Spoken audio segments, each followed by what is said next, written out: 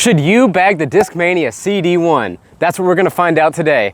The CD1 is Discmania's newest control driver, formerly known as the CD2. It has flight numbers 95-12. So recently I've had this hole in my bag that I'm trying to fill, looking for a straight flying 9-speed. I've tried the Thunderbird and the Undertaker, but both of these have just been a little bit too overstable for me. So maybe these CD1s will be exactly what I'm looking for. All right, so about 330 feet, slightly uphill is what we're working with. I'm gonna try to release these flat just to see how they fly. That looks pretty good. It just goes in the basket, first shot of the day. Nope. Okay. Wouldn't have that been awesome? Do the same thing this time, but in the basket, how about? Man, that thing flies so straight. That is exactly what I'm looking for. Little bit of finish right under the basket. Well, that's the video. This disc is definitely going in my bag. Thanks for watching. Nah, I'm just kidding. We gotta test these a little bit more. Had to make things a little bit harder, so we're in the woods now. We've got a 360-foot par 4, and of course, we gotta go for the eagle. Just need to punch this flat and hard, and hopefully we miss the trees. Oh, but I pulled it. Don't do that. That's why we got 2 of these things. That looks really, really, really good. Come on, get through it. Woo. Thinking circle 2. Thinking circle 2, come on. We're not gonna talk about where that first one ended up, but the second one, we've got a circle 2 eagle look.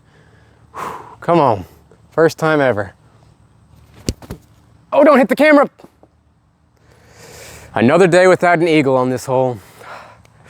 Maybe one day. So before I came out here, I checked the radar and there was nothing there, but now it's starting to rain on me out of nowhere. So we might have to cut this video a little bit short. So I'm skipping ahead to probably the hardest hole in the course now.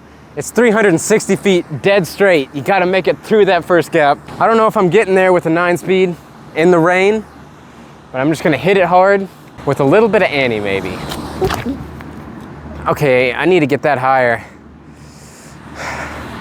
Why does it have to be raining? This C-line plastic is not very grippy when it's wet.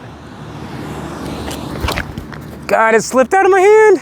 Yeah, so now it's actually starting to come down really hard. I'm gonna have to come back later and finish this video. Early the next morning.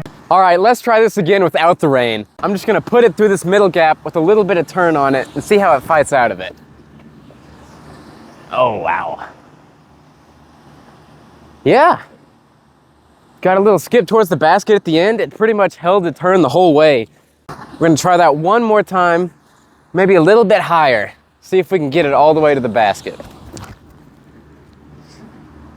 Oh, keep going. I didn't get quite enough power behind those throws, but they're still able to hold the line really well. But this blue one was so much better than I expected. Couldn't really see it from the tee pad, but we get up here and I'm in the circle about 20 feet away. First putt of the day, we gotta knock this thing in. Let's go. This blue CD1 just keeps finding the circle in every hole. I'm really liking this disc. I'm making up my own hole here because I really want to see how the CD1 flies on a forehand. 285 feet. Wow. I need to put some more hyzer on the purple one, I think. I don't know, it skipped up right towards the basket, but that thing flew so straight. I keep saying that, but it just does. Let's try this one on a little bit more hyzer this time. There it is. Yes, dude. Okay, too much hyzer, but the flight was great. With how straight this disc flew for me on backhand, I really was not expecting it to be a good forehand disc at all. But it really held up to the torque better than I expected. Let's go.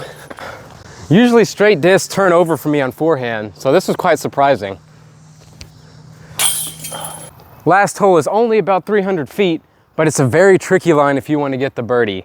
Ideally, you want to keep the disc flat to the right of that V tree and then have an ever so slight finish at the end towards the basket, all while keeping it low under the ceiling. See if we can pull it off here. Nope.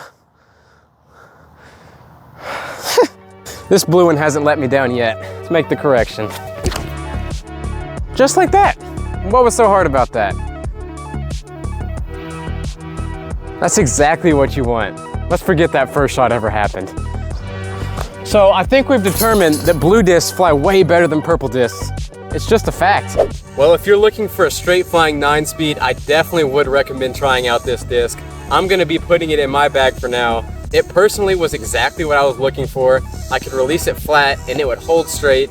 It does have a little bit of finish at the end, but as I beat this thing in a little bit more, it's gonna be money, I can already tell.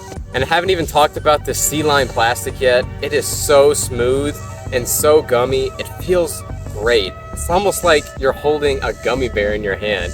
This is my first experience with Discmania, and I'd love to try some of their other molds. So you guys let me know down in the comments if there's any other Discmania discs that I should be trying out. And Discmania, if you're watching this and you want to send me a couple discs to review, hit your boy up.